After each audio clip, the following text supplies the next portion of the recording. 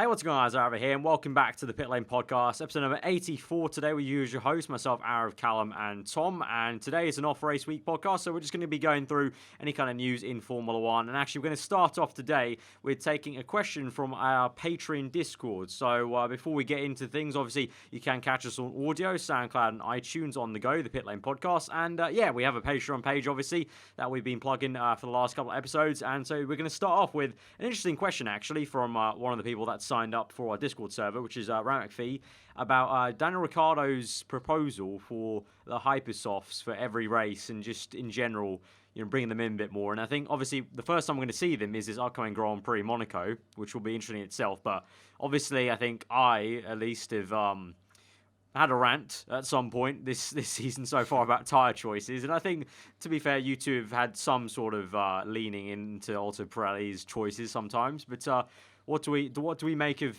Danny's proposal and just generally the tyre outlook, as it were, so far this season? Interesting. I think we have too many tyres. That's we all know that's a main problem. But Hypersofts for every race, it'd be interesting. I think they would maybe for some races need more tyres than what we currently have allocated for every Grand Prix. But yeah, I agree. I think I've been I think this is a good thing about having three people on the podcast, three opinions. I've been of the almost opposite opinion of you, Arav. A bit more of I'm happy with what we've got. However, the last race was probably one where you're like, yeah, probably not. Just a bit too hard still. Should have gone one softer. But personally, I think they've got it too wrong this season. However, in Spain, we definitely could have done with, I think, a step softer to really make it a very interesting race, at least a three-stopper, especially because of the nature of the track and how everybody is just, it's pre-season performance and pretty much it's 2x2 team order. So, I think we could have done with it in Spain. In terms of Monaco, Hypersoft, what can I say? I'll be disappointed if it's a one-stop race with the Hypers because it means the Hyper isn't soft enough. That's going to be awkward if that's the case. It probably will be, let's be honest. So I don't really know what to say. I'm just hoping that we get a 2. I don't know. Hopefully. I'm not confident. Yeah, Cal, I don't. Wade in. I don't know. Like, if it's got to be not minimum 2-stop, but maybe borderline 1 or 2. Like, if it is just an easy 1-stop, which teams will probably try it. Definitely midfield teams, just because of track position. Like, you get a top team stuck behind you, they're going to be pretty much ruined because they're not going to find a way through, or it will take them an extremely long time, and that will hamper them trying to win the race. So it will be some long first stints. Whether or not we'll have another stop towards the second half of the Grand Prix, we'll have to see. But in terms of Hypersofts at every track, it does sound quite exciting on the face of it. Like, every team gets a chance, to run the softest compound, to go as fast as they can. But we did see in Spain that, obviously, these were slightly different tyres, but teams were avoiding the softest compound they took because it wouldn't last the whole lap. So if they couldn't make that, I think they took the super softs, didn't they? If they couldn't make the super soft last for an entire lap, well, the out lap and the flying lap itself, then why would they be inclined to use the Hypersofts? Because they would just be dead. They'd literally have to crawl around on the outlap, have no temperature, go into turn 1 and just go straight off because they won't have enough tyre temperature. So that's the other side. It does sound quite interesting on the face of it. And obviously we can't really call it because we've never seen it before. It's been years since we've had a proper qualifying tyre. Maybe if Pirelli could engineer a proper qualifying tyre that didn't just explode, or maybe slightly differing compounds, but I suppose that's what we've already got, that the softest compound they try and take should be the qualifying tyre, and we've seen it in Grand Prix that the soft and the medium are usually the race tyres, but I don't know, I feel like certain tracks like Spain and China, they're just going to burn out, and there's no real point in them taking it, so even if they get a choice of how many they take, they'll take one set, try it, see how bad it goes, and then use the middle tyre, or the second step softest. I think with Pirelli, I think with the tyres, when they brought in the 3-tyre rule, that was a good move. However, I think it's got a very simple solution to make the race weekends very interesting and very, very, very unpredictable. We've said it before on the podcast. I think I've said it a couple of times, but I think first of all they need to cut down the amount of tyres we have. I think you should have an Ultra, a super, a soft, and a medium or a hard. Maybe 4 or 5, no more than 5. And I would basically make all 4 or 5 available for every race. So there's no allocation for every different. Like literally, all tires are available for every single race, and you have up to 10 tires. Every team can pick what they want, and you run what you want. Simple as that. And that's when you're going to get a real big shuffle on the old tire selection. I feel you're going to get a lot of variation and also strategy differences. So that's personally what I would do. To sort of give people what they want. Yeah, you get some strategy blunders, some left field and right field strategies. Like the one stop around like a Spain running some hard and mediums, but then also maybe a 4 stop running some hypers and ultras. I don't even know. A bit of both, so you get that sort of uncertainty. Throw every single strategy up in the air. You don't know where anyone's going to finish. And it just makes it interesting. I think that's the best solution when it comes to wanting to excite races in a pretty much a natural way by just having strategy and tyres play their part. But that uncertainty can either come hand in hand with offering all compounds to every driver and team, or you have another tyre supplier, which has been brought up multiple times to spice it up. Whether or not I'm a huge fan of that idea, I'm not sure, just because I don't want it to turn out like the engines, where there's an obvious favoured tyre. You don't want an obvious favoured engine, but we have got that issue. If we had, like in the back in the day with the Bridgestone and Michelins, I know Michelin have tried to get back into Formula 1 with the 19-inch rims. I know they expressed their interest, but I think they're quite happy with just supplying Formula E at the moment. But if there was another tyre supplier which could get a decent amount of sponsorship and a decent amount of teams to hop on board, which I'm not entirely sure, because I think it'd have to be bottom teams that went away with the new tyre supplier to see what they're like, and then the bigger teams will hop on board depending on what their results are. In the same way that, for example, with Red Bull potentially now going to Honda, now that Toro Rosso has had a little play with it, we might see a little situation like that. But I don't want it to end up like the engine issue, where everyone just... Or maybe they can only have a certain amount of teams per tyre. Which could be fair, could be unfair. Like obviously we still have that with engines, don't we? We're only an engine supplier can supply so many engine parts. Self-limited, like the manufacturers are like, no, we only want to supply 2 teams probably, or 3 teams this year. I think it was maximum 4, wasn't it? Because I think there was the issue where Red Bull wanted a Mercedes engine, but there was obviously Mercedes, Force India, Williams, and who was the other one? There was one other. Oh, and Lotus back in the day when they had Mercedes. Yeah. But I don't know.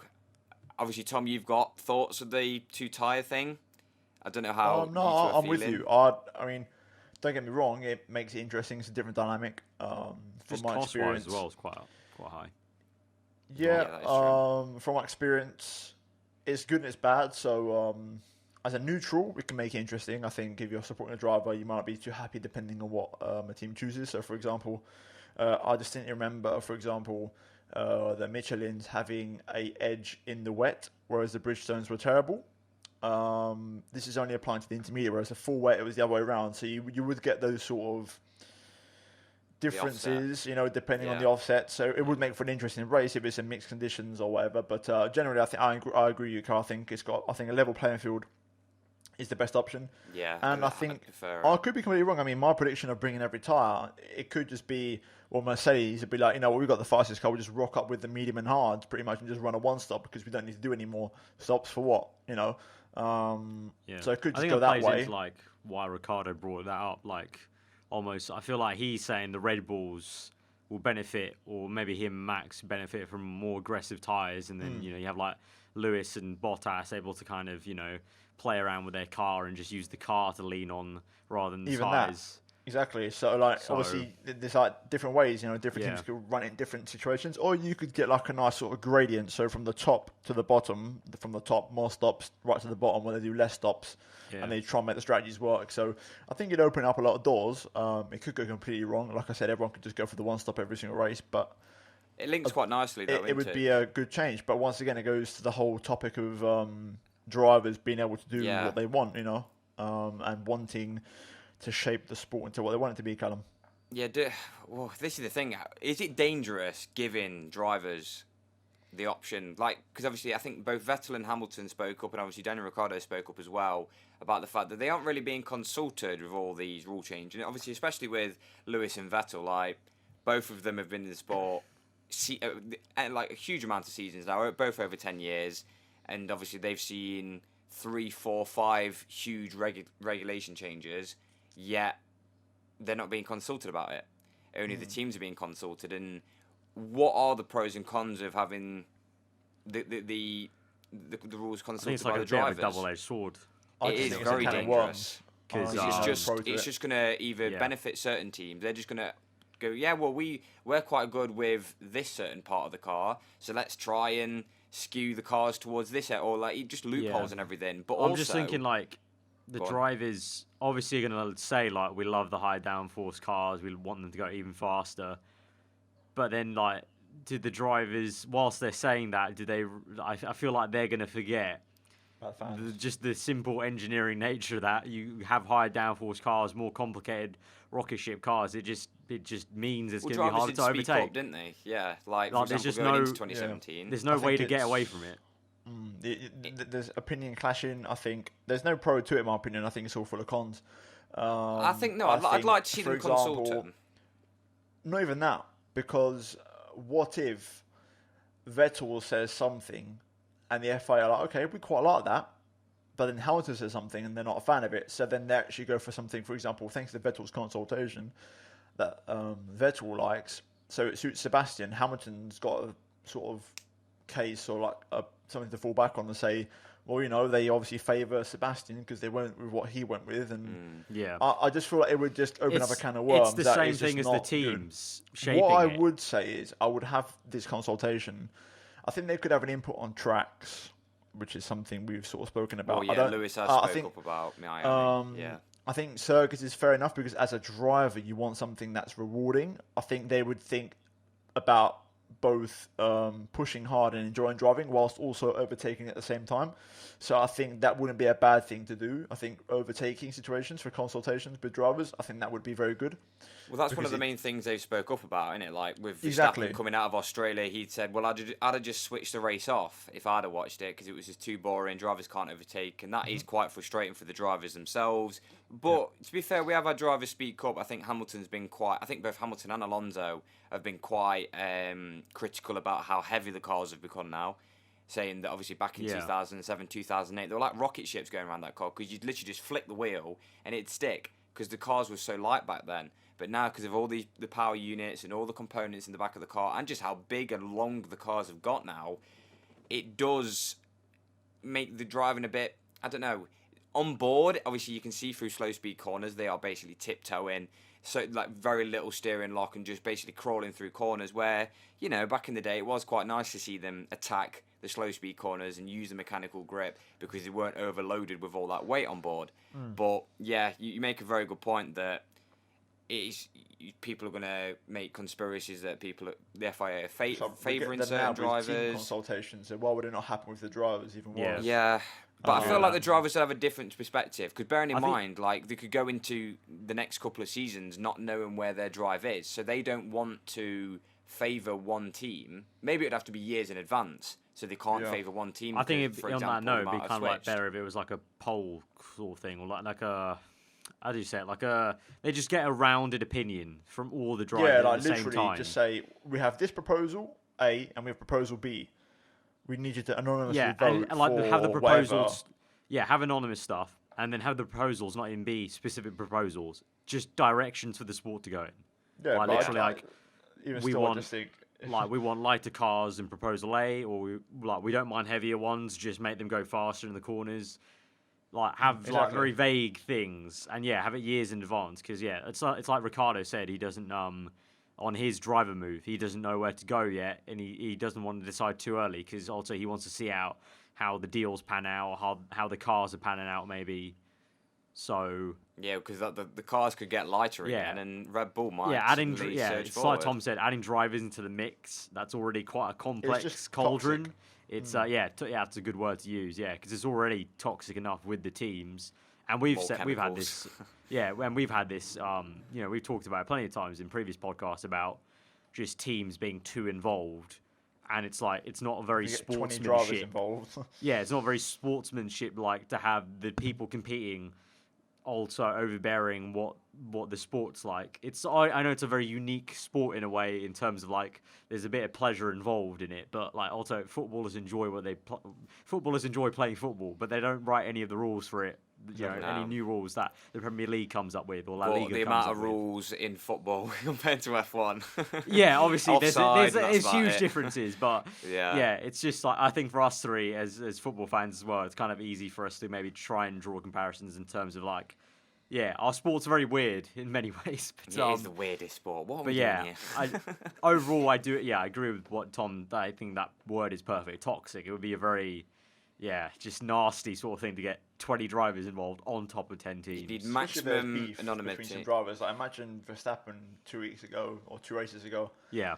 And those or like Massa Hamilton situations. All that sort of stuff. It's like, no. You'd have to do it like off season, so everything would have cooled down a little bit. Maybe on the run up, and maybe do it maybe like 2 years in advance before, like, say if you're going into the 2019 season, the rules are for 2021. Yeah. And just it's not so short term. They can be, I'd like a light car because I know how Mercedes can make a nice light car. I know how we can go faster. So, very good question though, that one, and all well rounded because it's interesting because obviously we're trying to move forward in a positive way in the sport. I feel like we are slowly making progress as much as the 2019 rule changes got slated by most of the paddock, and with 2021 just around the corner as well. It's very interesting, and I think I'd like to see just the drivers have one bit of influence, like just one meeting. It doesn't have to even be a regular thing. Maybe it could just be, let's do maybe once every 10 years. Just be like, do you think the sport's going the right direction? I think for like 2019, I think what's happened is like most of the drivers have just like heard the cars are going to be. They've heard from their engineers or like their quote unquote colleagues from their, because they're all colleagues really. So they've just heard from their colleagues like whilst they're having lunch or whatever. Like, oh yeah, Danny mate, have you heard about the car's going to be slower next year? And like they haven't really been informed very well because I saw this very weird interview. Like it was a quote from Ricardo, and it made me really like. I made the oddest face, kind of like, how is this possible? Like Ricardo was saying that he didn't really even know what the changes were. He hadn't heard much about them. All he knew was the cars were going to maybe get slower a bit. And I was like, I know you've got a lot of responsibilities as a driver, mainly staying fit and practicing maybe for the next Grand Prix, but like even like Vettel, I know he doesn't have social media, but surely he's got like a newspaper and like can read in detail what the new regulations are going to look like. How do they not get informed by their own engineers? I'm surprised the media haven't told them already, and maybe that's probably when they did. He did find out. Yeah, maybe, but yeah, like that was it was a really weird quote. Just like, I haven't really heard much about it. It's like, how this is your own sport. And I feel like that's what's happened with Vettel and Hamilton in a way, and especially Vettel. The way Vettel's quotes have been put, like he was like, if the cars get slower, it's gonna be laughable. I feel like no one's informed Sebastian when, like right before he said that quote, like they've not informed him why they're doing it. Like, right, they're getting slower, but it's because the FI believe removing these cascades at the front are going to aid overtaking, which they hopefully should do in theory. And like someone's just told him, they're going to make the wings simpler next year. That's what's happening. They're going to be a bit slower next year, Seb. Cool. No one's explained why. I feel like that's what's happened. You see Verstappen's wing in Spain. That's what your wing's. That's what. That's what they've done. They pointed to a picture like. They point to a picture just like, Max's wing right there, Seb. That's what it's going to look like. And he's gone, nah, not having it. Right. So just got to say to him, you set most of your lap records in that 09 car with that front wing, so you should like it. It's just something competitive for you. Just weird. Speaking randomly about the media, this is completely come off the top of my head. Did you two see the Baku how Mercedes won the race breakdown video? That F1. If you haven't watched it, you need to watch it because it was all behind the scenes at Mercedes. Like, all the people that we don't usually hear, like James Vowles, Andrew Shovelin, and and the way that how the team works behind the scenes and how they have a direct a link with Charlie Whiting because Bottas, when he had that puncture, Charlie Whiting told him to pull over. He said, "You just finish it. There's no point." And I thought it was brilliant insight and another bit of amazing content. Like how they reacted to the safety car, how they brought both cars in, all that. I thought it was absolutely amazing. I thought it was another big shout out because obviously all the comments were like, "Wow, Liberty Media." I was like, "Hold on, 2 weeks ago you were slating them for this, that, and the other." But I thought I'll bring that up before we move on to the next part because if anyone hasn't seen it, you need to watch it because brilliant piece of content, and I'm hoping for more of it. Yeah, it's really good. It's a nice little 2-3 minute video of just how it all works behind the scenes. But Cheers I think for the plug, F1 representative. Yeah, F1 representative, represent. We do the question. Next question. Yeah, So another Patreon question. So just a reminder, there's a link in the description. If you do have a spare bit, pocket money, whatever lying around, you can support us directly if you like what we're doing around here. So another Patreon question now from Jake. This is who would you say has had the best start to the season of all the drivers? And this kind of like links into nicely. Obviously, we'll get onto the Monaco kind of preview and prediction. So, up until Monaco now, the next Grand Prix we're going to. It's a great question. Who do we think's had the best start? It's a hard one, isn't very it? good question. Because you look at the top teams and you think, well, like you could point to a Ricciardo who's probably defied the odds to win a race, but then had a slight incident with his teammate. And then you look at the Mercedes lot and you think, well, the world champion hasn't really pulled his weight so far. And then you look at the Ferraris, you go, they've done quite well, but I'd have to throw Bottas into the mix when it comes to this one. I've got an interesting one. Who is? Lewis Hamilton. Really? Yes. And this is the Hamilton fan? And because he's done what Ferrari should have done, which is when it's not exactly going for them, you get the maximum amount of points. And he hasn't been great, but he's got the points when he's had to. Bear in mind, I think it was Bahrain or China when he had to start really far back, and he still got just shy of the podium. It was and he's won 2 races now back to back. He should have won Australia, you could say. In arguably, possibly the worst car of the Mercedes era. Still the best in my opinion, but I think that says everything, doesn't it? Worst Mercedes car, yet still wins. Yeah. Yeah. But that's like I'm not going to say that's my definite answer. I'm sort of just trying to think in the back of my mind. But straight off my head, I mean, if you consider the points gap, he's got the championship after 5 races, considering what's gone down. I think that's pretty. I think it's best if we split impressive. it into the top 3 teams and then the rest. I think that's a fair enough way of doing it. But it's interesting you throw Hamilton into the mix. No driver's been completely consistent. I would have been going for like a Hulkenberg, but he had 2 races now where he's not even finished. If it's top 6 and the rest, I've got the other one's very easy for me. The other one's Fernando Alonso, without a doubt. Points in every single race, first Q3.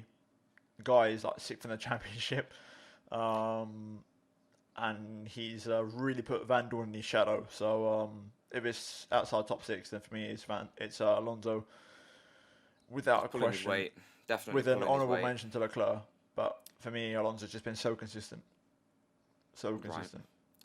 I'd have to throw in midfield backwards. I'd have to throw the name Leclerc, Alonso, and Magnussen into the mix. I know Magnussen's done his odd bit of things, but you got to flash back to Spain where that was a flawless drive from him, and he has been delivering and outclassing his teammate, which is exactly what you need to do in Formula One. It's just not. I think he's only had 2 good races so far this season. Yeah, I think the dip between Australia and Spain, but. I'd have to in the last couple, but this is where I'm saying Alonso. I just think just out of consistency, I think. Yeah, I'd have to throw Alonso into the mix, but top wise, like I would have to swing towards Bottas because when has he had a bad weekend? Really? No, you've got to put it into perspective. I tend to agree. I think the circumstances not been with Bottas, like they've not helped him. Like I think if certain things go his way in those first 5 rounds, I think he probably might even have 2 wins under his belt. You could make a case for Kimi as well for being unlucky as well.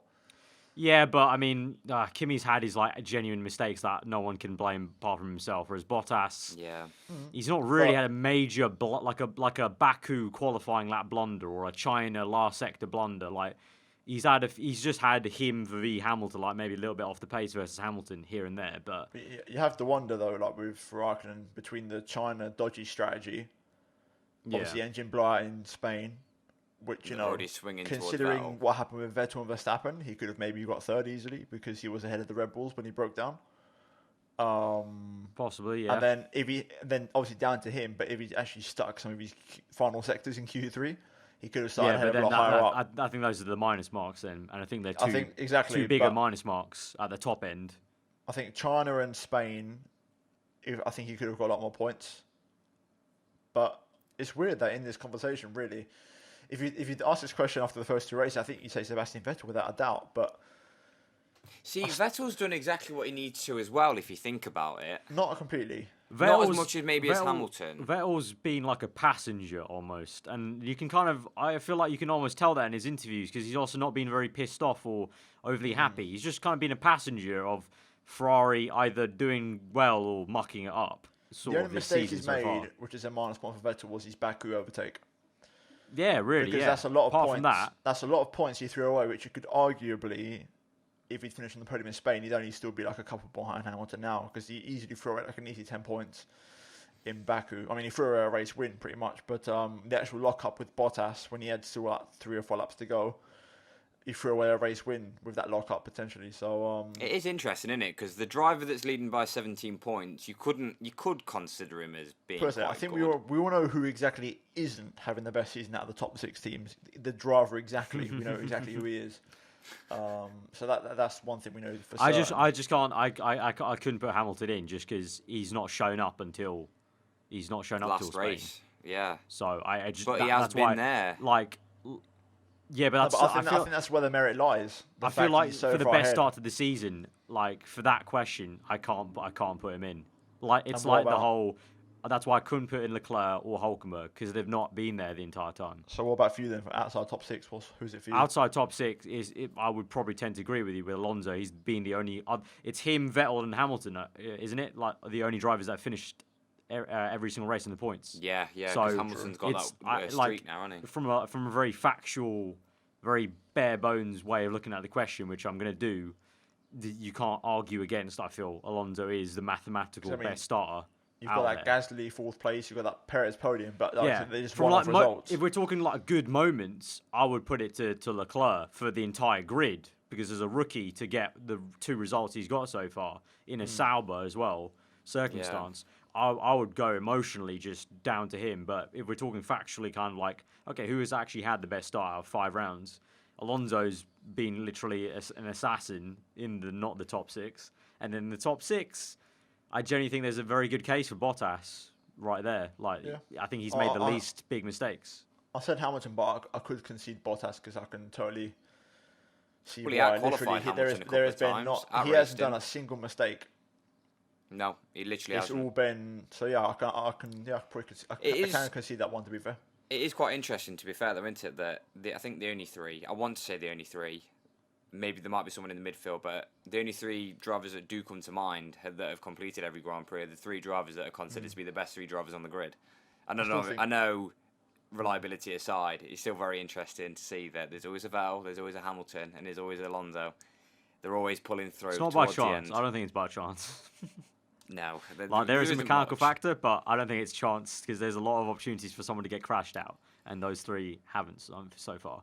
Well, for example, easily you could have saw a Vettel when he's down the pack or when a Hamilton's down the pack. They could easily muck it up, but they do quite well there. But... You saw in the driving on board, Hamilton played it very smart in Bahrain to not be hit.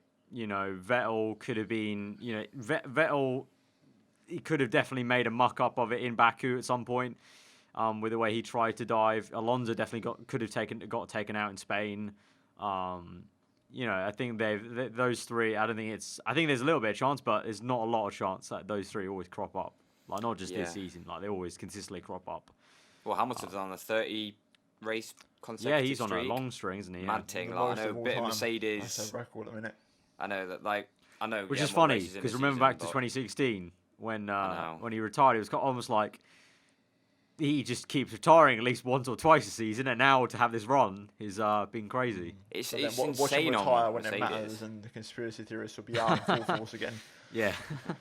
He retires all the time.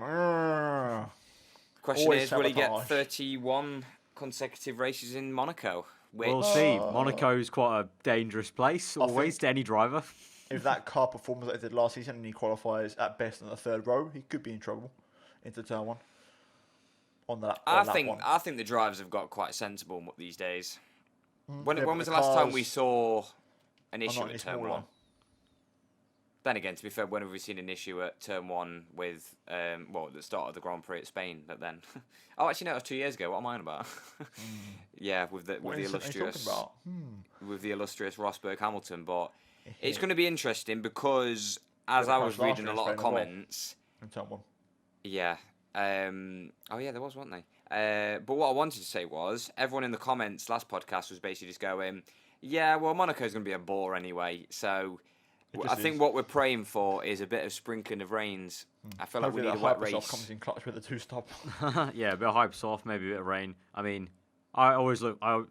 the race is going to be boring, but I still get this kind of like little feeling of like joy when we go to Monaco. I love watching. I don't watch many first practice sessions apart from Australia, but I always try my best to watch a little bit of practice of Monaco because it's just fun seeing the drivers drive around a bit of a dusty Monaco and kind of get used to the track again and dial themselves in. And then qualifying is always so much fun to watch. Qualifying's better than the race usually. Well, yeah, I watched Monaco for the qualifying. Like, if you're turning up to your TV to watch Monaco for the race, then you clearly don't know what Monaco's about. Like, I regret the qualifying. you're not in for a spectacular one. Yeah, the qualifying's where it's at. Like, if I was to go to the Monaco Grand Prix, I didn't have a lot of cash to hand, I would just pay for Saturday qualifying and then I'll go.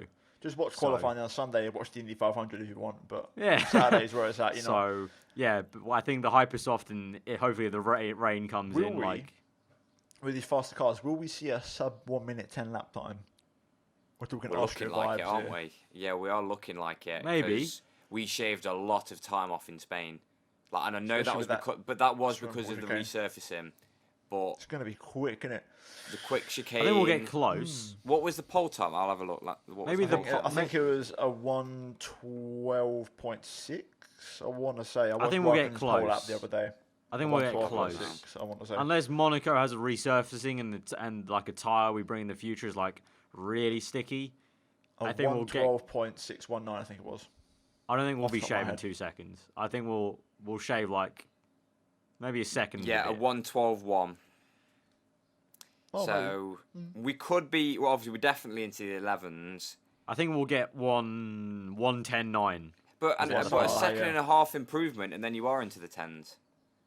So you're not going to be far off. However, then that's going to be interesting with the hypers. So if we lay on the table for the predictions, what's changed from last year? So first of all, Mercedes is pretty much the same car when it comes to getting to this track. So expect them to struggle. Red Bull are more of a threat this year. I think.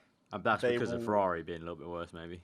No, I think Red Bull will have a better car than this time last year. So I think they will naturally be a lot more comfortable ahead of Mercedes, I feel.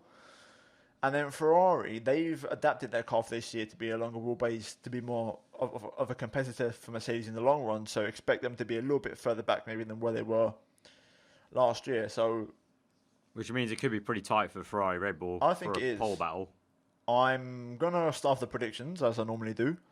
Go on then. I'm gonna throw in a pole position, and I think it's time. 2 years in a row, Iceman on the cards.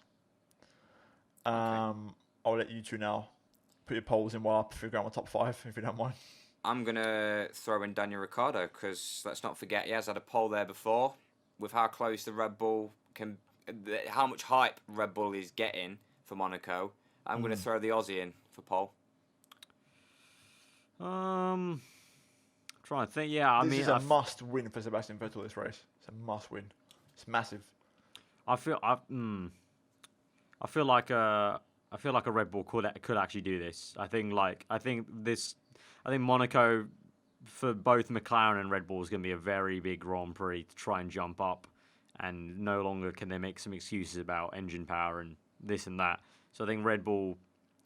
Yeah, I'm gonna go with Callum actually. I'm gonna also say Ricciardo for pole. I reckon he's got another pole in him. I reckon Red Bull need to and should turn up hopefully. I'm predicting at least over one lap. I'm predicting Raikkonen for pole and for the win. But I would like to see Vettel win because as a neutral for the championship, I need to see Vettel get a win so he can catch Hamilton back up and it gets close again, because then we're going into Canada, which, we know who favours who that track favours.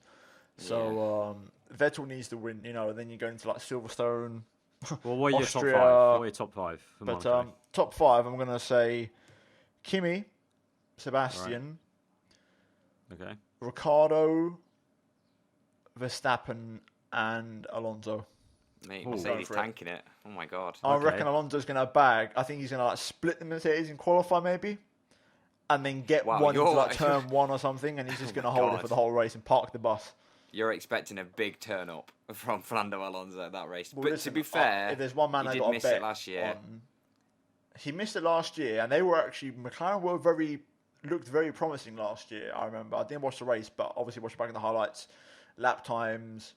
I mean, Stoffel got 8th, I think, in qualifying or something. He did get good qualifying. So on paper, it's very promising for them because his car is actually better anyway, and also their straight line speed, which is a major kick in the in the lower regions, won't be a factor. So all right, they could actually throw some arrow.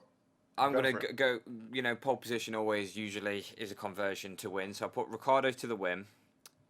Then we'll slap a Vettel in second. It's going to be an interesting battle between the Ferrari and Red Bulls. I think Mert's going to be slightly off. So Verstappen second.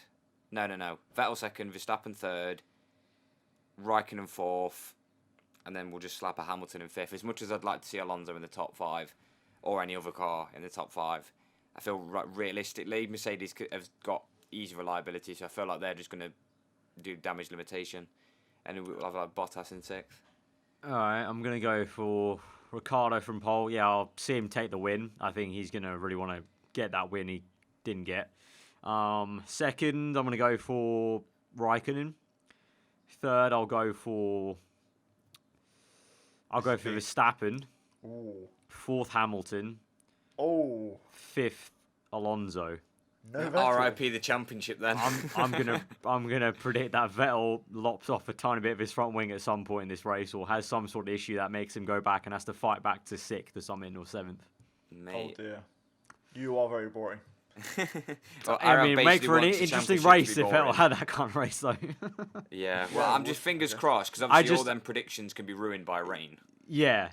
I mean, I just have too much of a bad feeling now that it's going to be like from Singapore onwards again for Vettel for a little bit for this season now. That's what I said. This is a must-win for him. I think. Yeah, it is. But that's why I have a bad feeling. Canada, Silverstone, Austria.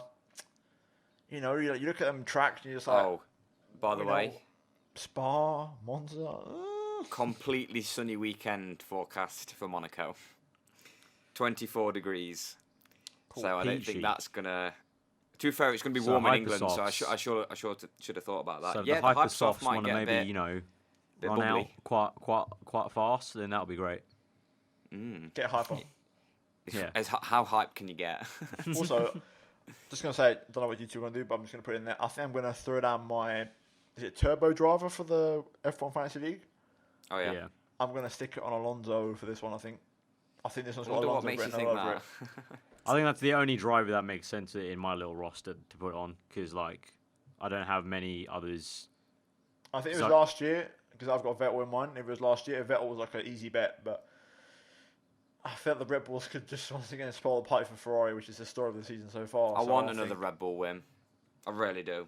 I do, but it's going to mess up the championship. No. I want Red Bull to go on a little streak now, because I'd like to see Red Bull in this championship fight, because it's already looking like it's going to be Hamilton versus Vettel. And, well, I think Bottas can maybe get himself in the mix, but I'm sick and tired of two drivers now going for it. I know we've been finally praising the fact that we've got a Hamilton versus Vettel, and it's two different teams going against each other. But, you throw it back to a 2012 or way back to 2010 as well, when you've got 5 drivers in contention for the championship. I feel like that's what Formula One needs now to kick it up into an next at the gear moment now. though. It definitely is we're in the Vettel Hamilton era. It's been Vettel a few times in a row and Hamilton a few times in a row. Definitely is their era. I mean, unfortunately for Alonso, I think if we look back at this era in 20 years time or 30 years time, I think it's going to be hard not to just look at it as Vettel v Hamilton. What you on all about? the time. Alonso will still be on the grid in 30 years' time. He'll still be there turning up. Still be there in that McLaren, and it will still not be at the front. I think Definitely. all of us after Spain, I think, I don't know about you, Cal, but I mean, I don't know about you. I think you're probably going to lean more towards me, but the way Hamilton won in Spain, my heart sort of sunk a bit. And it feels very much like 2017 post-Hungary into Spa, where Mercedes just really got it together. It just feels like it's just clicked for them at Spain already. Well, that's why I say I have a bad feeling for Vettel. So I'm really hoping it doesn't go that way, because it's getting to that point now where the season's not over. It's only round 5. It's only round 5. I saw lots of tweets. I saw a lot of tweets like that of people getting pissy about other people being like, "Oh, the season's over right now." But it's not like, when I say something like that, it's not because I think the season's over. I just have some very bad juju vibes that Vettel is gonna have a few races now where it's gonna be really tough for him. I think he's gonna have a really few tough races, and then he's gonna maybe get his act together and start to come back at this thing. But I think for now.